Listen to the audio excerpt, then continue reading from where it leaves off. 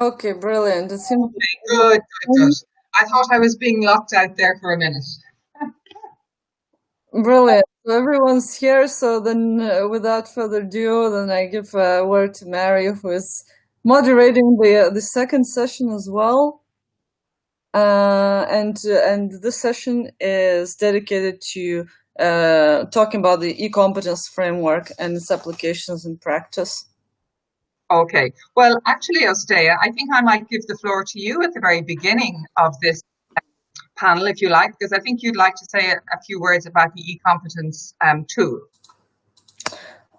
Yes, thank you, Mary. So indeed, then I can just share this information immediately as a starter. And before I show you what it is, this ECF Explorer, at the beginning of the present of this event, I mentioned that e-competence framework outlines the competences for IT professionals. It is a European standard, and it has been recently updated to a new version. Now, sometimes it's just the whole framework is being presented. It's not easy to understand when you see a long report. Sometimes you need to do a lot of digging to understand how it could be actually used in practice. That's why IT Professionalism Europe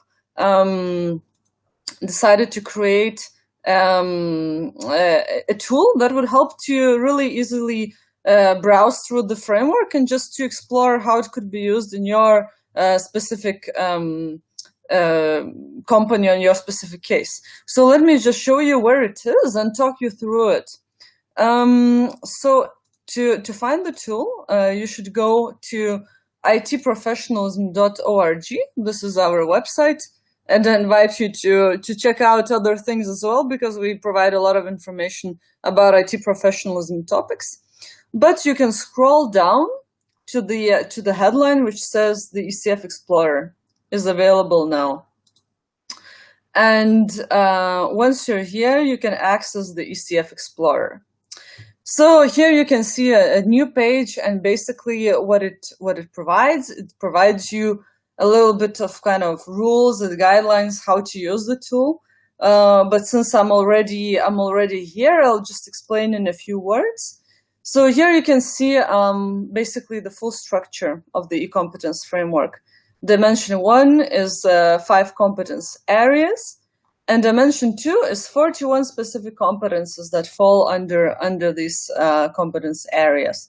So for example, we see A2, service level management. If you click on this competence, you can see its definition, and you can see different levels that fall under it and what these levels mean. So when you go through the framework, you can basically just click on these competences, see what they mean, see how they work, and even select the competence level that is relevant for you. So here you can see the levels, 5 different levels that have been, of course, inspired by the European qualifications framework. So here, for example, I click on several competences that I find are relevant for me. And if I want to save it in my computer, I just click on create PDF and it saves in my laptop. So what I can say is that this tool does not collect your personal data, so we don't know what you tried, what you checked, and what information you marked. This is just for your exploration and discovery of the framework. And also, the second very interesting option is here to check the role profiles, ICT role profiles that really help you put the e-competence framework in practice. So here, for example, the first ICT role profile, account manager. I click on it. It gives me immediately the name of it, the summary, the mission, deliverables. So quite a lot of information that could be useful in reflecting on my company's skills and profiles of the employees. And on the right side, you could see the competence and its levels. And really, you can go through this outline. It shows you just the specific competences relevant to this profile. You can click through them and explore this. And then again, you can click on create PDF. and then it saves on your computer, so you could remember then and consult it later on what exactly it means. So I just wanted to show you an example, and here is an example of a PDF that you can save on your laptop. So that was basically a very short introduction, and I do hope that we will go and explore it and just see if you find it useful to discover this framework. And if it inspires you, then you can get in touch, of course, and we'll guide you with more information of where to find it, how to use it, etc. So thank you very much for your attention. Thank you, Ostea. And it really would be useful to take a look at the Explorer tool. However, the three people who are on our panel today probably don't have any need of that because they are all very familiar with the e-Competence framework. And just to give you a little bit of context for the discussion that we're going to have now over the next 40 minutes or so, we're going to look at this e-Competence framework in practice and look at some examples from companies and higher education and how it is being used there to advance the digital skills agenda that we were discussing in the previous panel. And as we know, the IT professional competences, they're rapidly evolving and they're increasingly in demand. And they span from a wide range of technical know-how to soft skills, and as well as the ethical implications of advances in technology. And businesses are looking for solutions for digital transformation, and higher education and other innovative types of upskilling are trying to find ways to address this and to find a solution for providing the high-level skills and competences that are needed. And this is where the e-Competence framework comes in. And alongside it, there's a set of 30 professional ICT role profiles, which are described in terms of the competences of that framework. And both of these were developed by SEN as a European reference for IT professional competence. And organizations in both public and private sectors have been using it to support their digital transformation. And so we have now in our discussion, we're going to hear some experiences, as I said, from industry and from education about how these how the framework has helped to provide the upskilling that's required for digital transformation and just for the ongoing development of the industries and the students, of course, themselves. So I think I will ask Ronald maybe to start first, if you don't mind. Ronald Sherpernice from InfluSense. And Ronald, you might maybe just give us a little, just a short synopsis of your experience of ECF and how you have implemented it. Yes, thank you, Mary. Yes, thank you for inviting me to this panel. I'm really looking forward to it and to share my experience with the audience on this interesting topic. And specifically, the last couple of months, obviously, it came all to a sort of extra pace, change in pace. But my story starts in 2017, in October 2017, where one of my customers asked me to do a thing I did before at Microsoft, when I worked at Microsoft. And at that point in time, we were not using or not even aware of ECF. But in 2017, when I started a engagement with HSO, which is a now 10,000 people global Microsoft partner in ERP, they needed to make a change to cover a skills gap they had on what they call the enterprise architects. And at that point in time, the enterprise architect role is, to my knowledge, is something which is highly different with the expectation of people around the world, hence the importance of having a framework. But at the same time, I wanted to make a different change to it. So I invented the role digital transformer, which basically is similar to the digital transformation leader in the ECF, but it has a different tiny twist on it. And that's the good part, I think, which is very valuable about the ECF. You can make small adaptations if and when required. And that was the best fit for this customer. And using Exin in the Netherlands to have this assessment piece available as well, I developed a program and ran a program at this company for 1.5 to 2 years, which is basically helping them to make the transition from covering the skills gap they had and creating new roles, basically the digital transformer, to help them to both in the transition as for their company as well as the transition with their customers. Well, that's a great, very practical example of how you were able to use the framework, and I presume the role descriptors also to fit into a particular set of needs. So that's a great way to introduce it. So Pascal, perhaps you would give us maybe just as a counterbalance the point of view from the university, because of course you're from the HU University of Applied Sciences in Utrecht. Yeah, thank you, Mary. Well, I'll take you back a little bit longer than 2017. My first experience with ECF was 2012, I think, if I remember correctly. And back then I joined a working group in the Netherlands that studied how the ECF could be best implemented and adopted, both in practice and at universities. And since then, our university has been trying to use the ECF. We started in 2013 with a bachelor education, business information management, that had to be redesigned. We used, I think, ECF version 2.0 back then. We did use it. We finally didn't kept it up to maintenance, because in the Netherlands there is a specific bachelor framework, the HBOI, which is way more familiar with lecturers. So we had to make kind of also the transformation between mapping between these two frameworks. However, since then I have been involved in doing research for my research group on the adoption and implementation of ECF. And we tried again using the ECF, but this time then on the master's level, the Masters of Informatics, for which I'm responsible together with a colleague of mine for the content.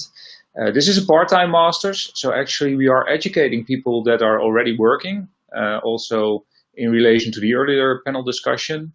We get people that do the entire master, it's a 2 years master's, but we also get people who do just a master course, which is a 10-week module or a set of modules to upskill. And that's also the reason why we used ECF there, because we saw that it was slowly getting more and more attention in the market. And some of the organizations which consistently send students to us to do either short courses or the entire masters are, for instance, the Ministry of Defense in the Netherlands, the police department in the Netherlands, but also local governments, municipalities, provincial organizations, and ministries. And those are also among the first to adopt the ECF. Like Mary said, of course, I'm quite familiar with the ECF. So the Explorer that was just kind of shown to us by Ostea, I actually wished I had that back then in 2015 when we started doing this. Yeah. Because, we started at the job profiles. So which profiles are we educating for? We looked at the competences belonging to that and then started building up our modules. And it's nice to see that the ECF nowadays is kind of an architecture with 4 pillars, because we can also use the body of knowledge that's being developed. We're also, of course, looking at the certificate part of it. And we're also looking forward to seeing what's being developed in the ethics pillar.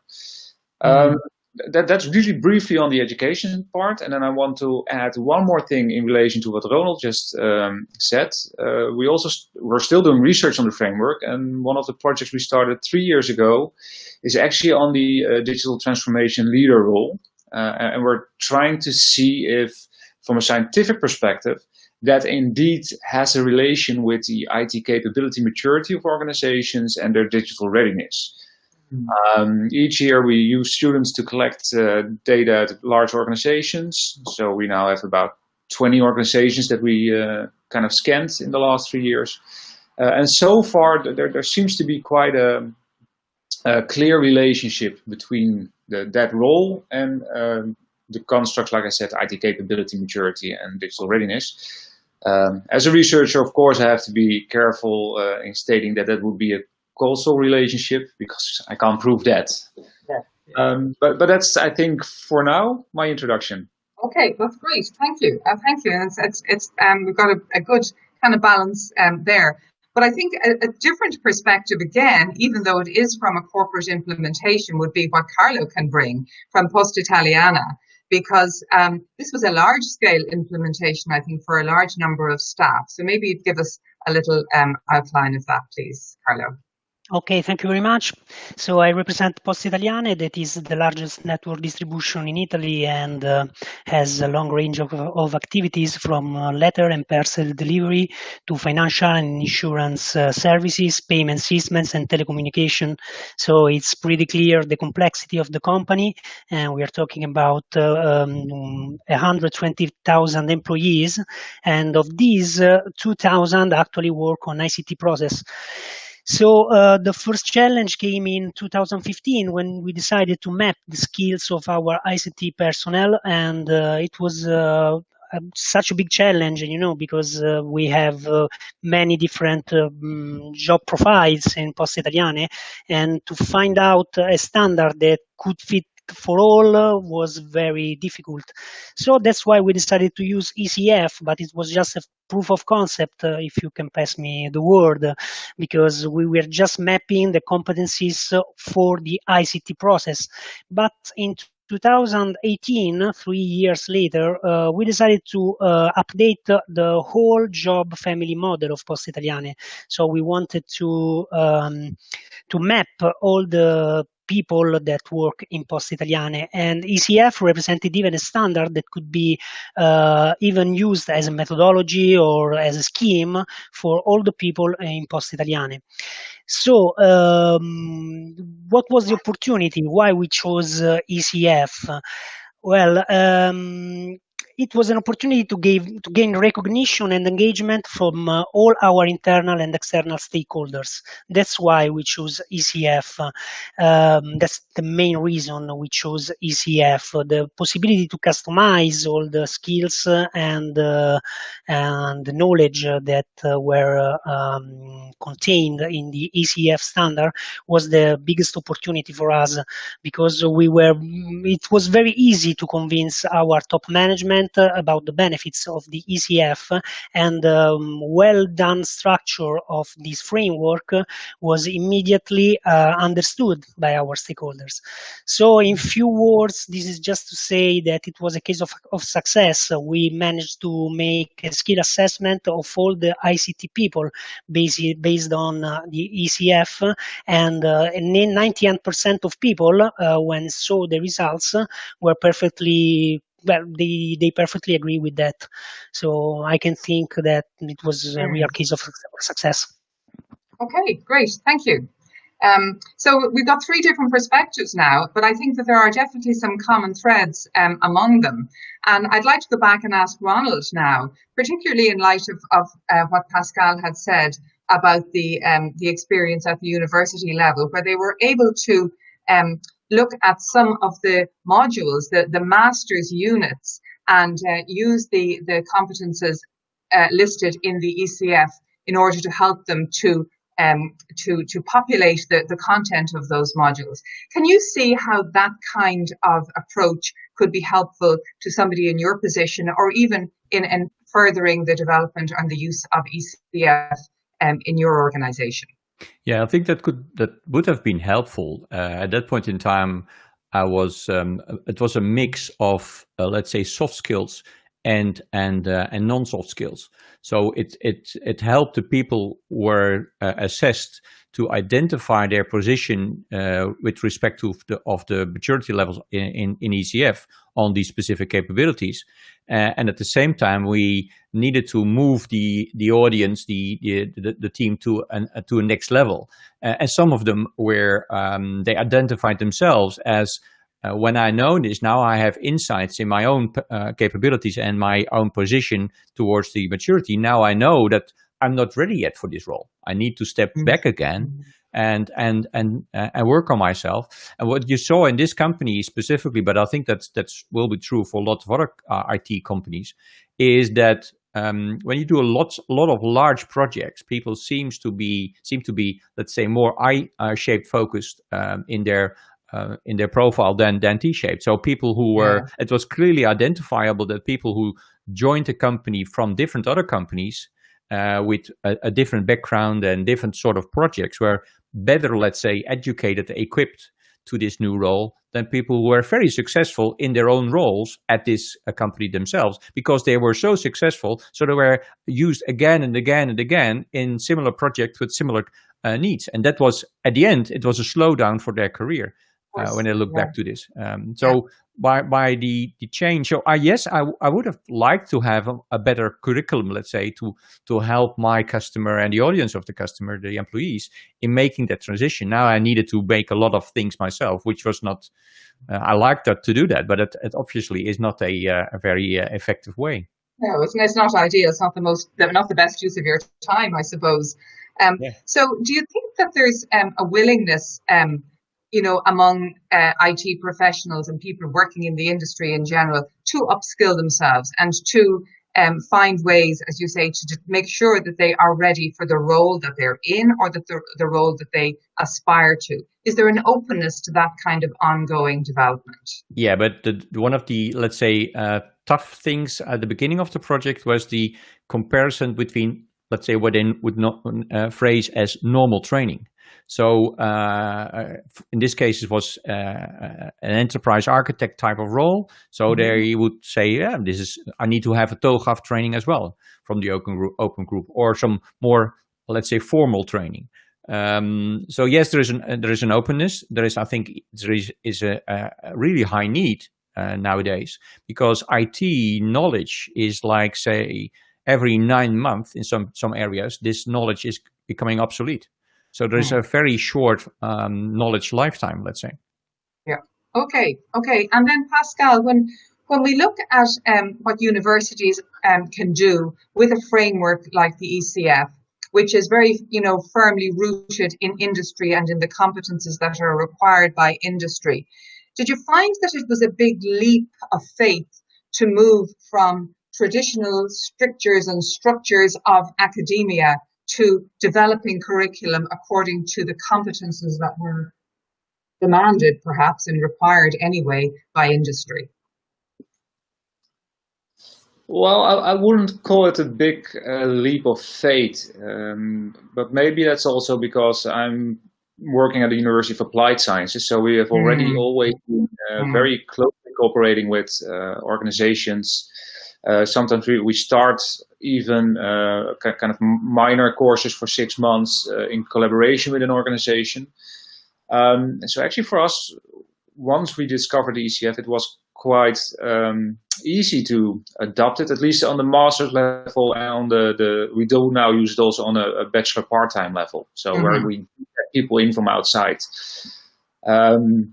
Funnily enough, one of the things we were missing at the beginning, and Ronald already mentioned that, was of course the soft skills, for instance. Yes. And we used the big 5 competencies set for that, because that is really important. And what we do see is also in regards to your earlier question on continuous development, the students we get, of course, are in practice, they are working, but they also want to develop themselves.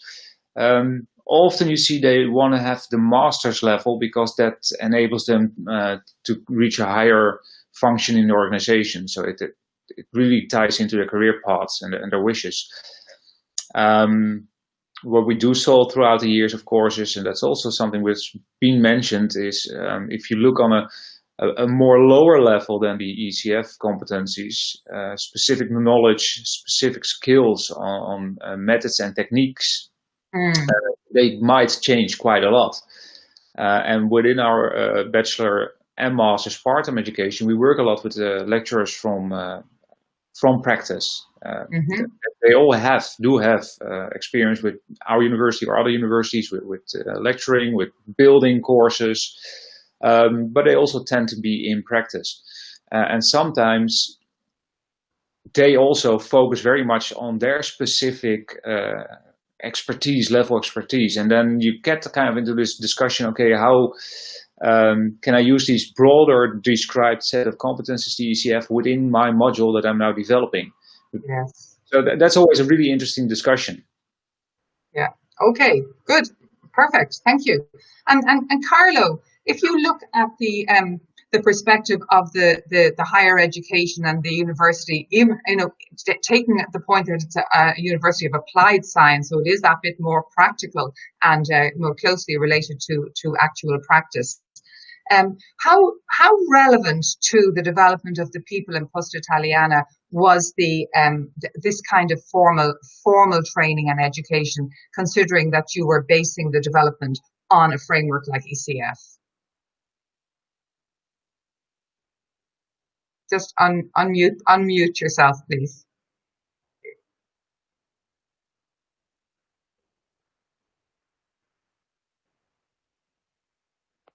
Okay.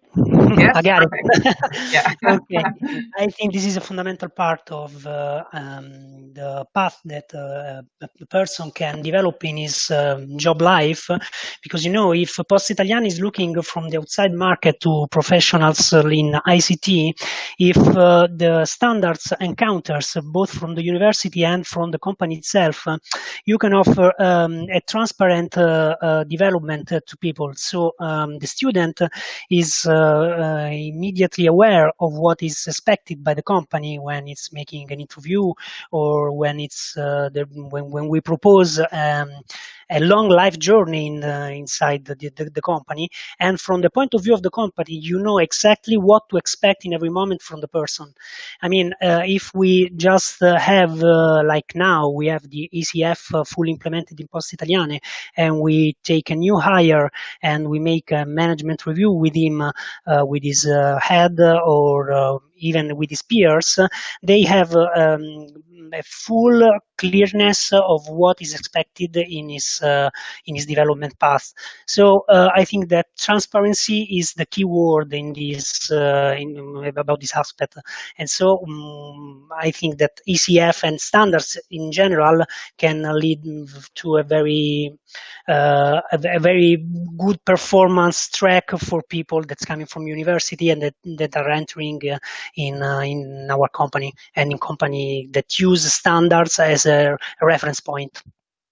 So can I just come back and ask you then, you talked about a new hire perhaps coming into a company. So you use the ECF competences then to describe a new role that you would be recruiting for. Absolutely. Yeah. We use the ECF and in general our new job professional model for all the employee journey phase, for every phase of the employee journey. And the first one is when we look for talent in the market, and so coming from university or from other companies. And so we apply just the profiles that we designed by the ECF, specifically for ICT, but even for all the job roles that we designed for all the process in our company. So we have one standard, and one standard fits for all the phases of our employee journey.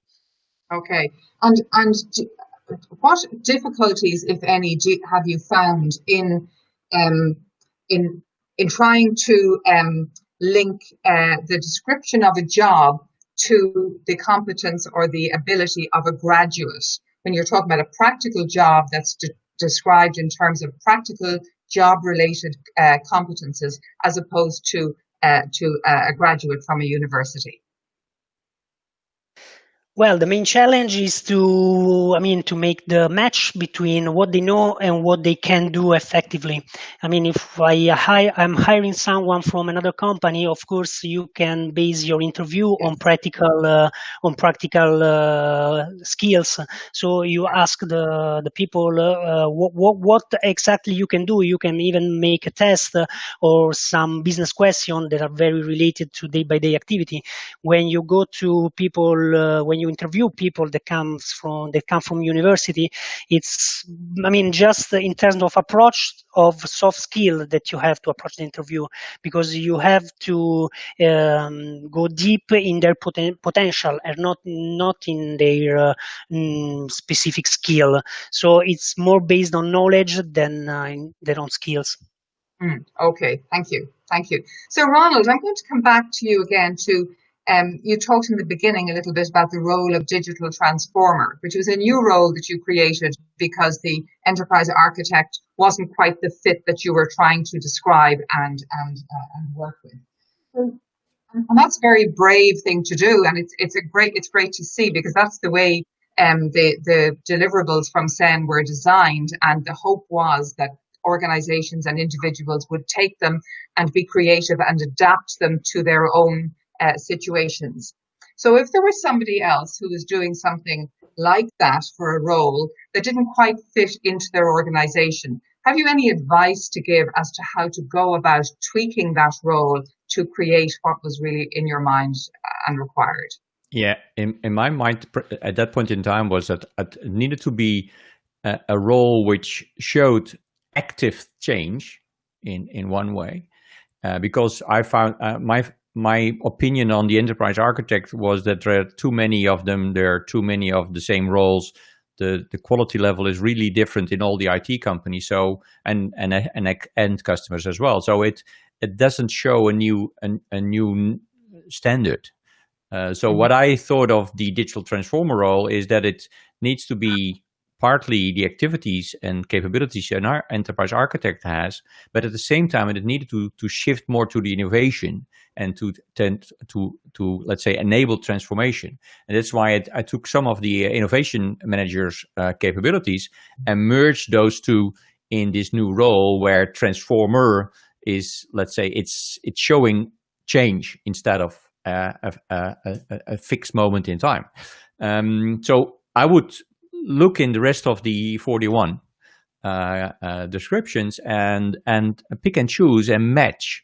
And I think because we live in a high pace change time frame, we maybe need to do this more often even than every 5 years. I think that it should be within a time frame of 7 years. You probably have a complete change as a person, and that's why the continuous learning is so important. Yes. I think so. It's not a thing from a company. It's a thing from a company and the employee. It should be both. And the Accent framework and the assessment approach, which was already available at that point in time, was for me a sort of ability to identify and provide insight into the present state of people. And what I did is I had a discussion with them on their present state and on their future state. And then during the discussion prior to the program and at the start of the program, we identified these areas to be developed on. So there's enormous richness in the framework, but you need to sometimes do some wiggling, some tweaking, some massage. Yes, for sure. So you need the expert user and the person who really understands it, but you also need to bear in mind that both the organization and the individual both have to grow and mature and together, I suppose, ideally, and in order to make the most out of it. Yeah. And so have Pascal, a responsibility. Yeah, exactly. And they really have a responsibility. Absolutely. So Pascal, I'm going to come back to you then again, and I'm going to just ask you, maybe from your educational perspective, is your focus more on educating young people, or educating people? They're not only young; they're all ages, for specific roles, or is it for a generic type of IT education whereby they can then find their areas of specialization? Because let's face it, if you train somebody to be an enterprise architect or a digital transformer, tomorrow, in 6 months' time, their skills may not be quite what is required. No, you're quite right.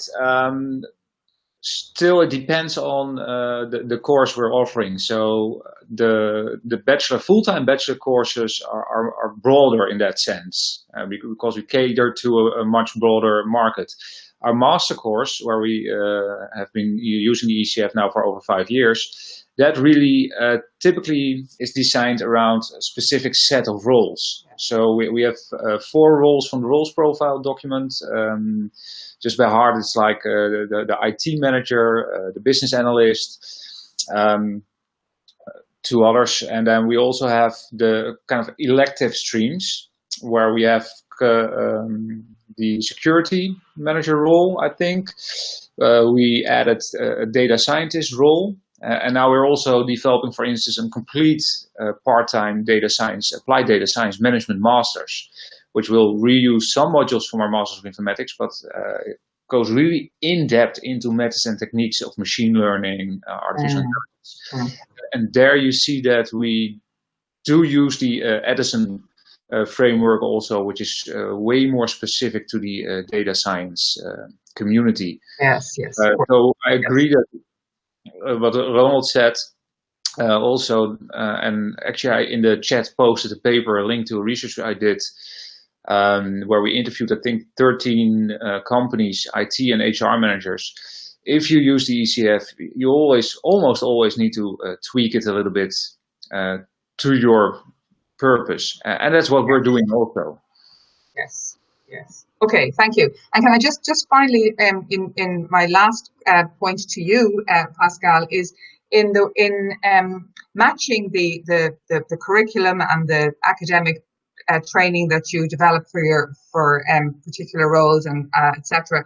Do you refer at all to the other professionalism pillars? So I think you mentioned earlier about the body of knowledge and the ethics framework and the curriculum guidelines, etc., and all of this work that's being done. So do you take that into consideration in putting together the program of work?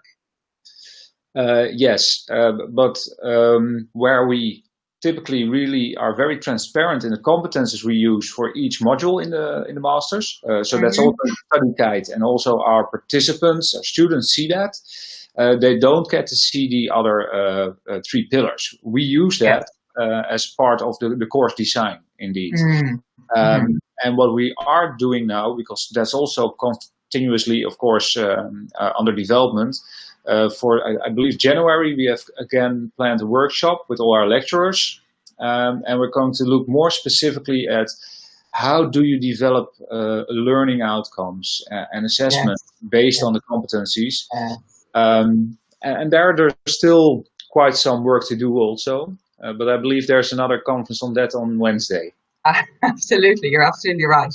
Okay, and Carlo, I'm going to give the last word to you, and I'm just going to say that because you've had such a successful implementation on a very large scale, and very ambitious, with this framework that many people who are listening to us today of all the delegates at the conference, have put a lot of work and consultation, etc., into, so they're quite passionate about it. So if there's some other organization who is interested in doing what you've done, what would be your advice to them for getting started so that they can lead to as successful an outcome as you've had? I think that the main part of structuring a framework like ECF is in engagement.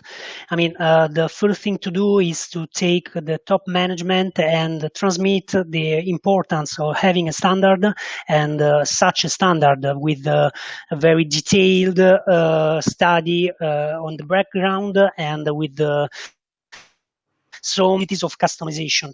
So if you communicate the approach, and if you communicate the purpose of the initiative, then you make a great work, and half of the way is done. If even people, the one that are going to be assessed by such a framework, if they understand the purpose of the frame, and the complexity, and even the opportunities that the ECF gives to everyone, I think that this could be a success. On the other hand, if you impose it, or if you try just to say this is the only standard you can find, and this is the best way to do it, without sharing the objectives and the aim and even the opportunities that a standard gives outside the organization, because we have the responsibility to make people grow inside and outside the organization. So if you take this approach, maybe you can take the point and have a great success in implementing it. Absolutely. I think it's a point very well made. It comes back to people, and it comes back to communication and making sure that your message and your intentions and your purpose are well communicated. So listen, thank you very much to Carlo and Pascal and Ronald for your contributions and sharing your expertise and experiences with ECF. Thank you.